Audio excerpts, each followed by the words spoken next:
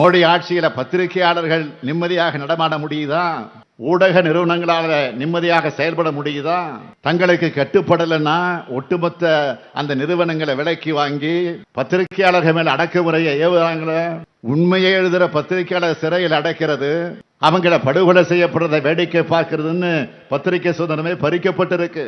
அதோட விளைவுதான் இன்னைக்கு ஊடக சுதந்திரத்துல 180 நாடுகள்ல 161வது இடத்துல இந்தியா இருக்கு. நம்மோட பழம்பெரும் ஜனநாயகத்துக்கு எவ்வளவு பெரிய அவமானத்தை ஏற்படுத்தி இருக்காரு.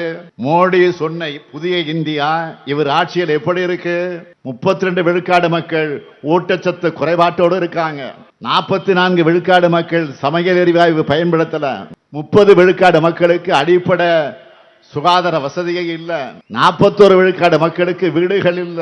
இப்படித்தான் இருக்கு மோடி சொன்ன புதிய இந்தியா. இந்தியாவை காக்க உங்கள் ஸ்டாலின் அழைக்கிறேன்.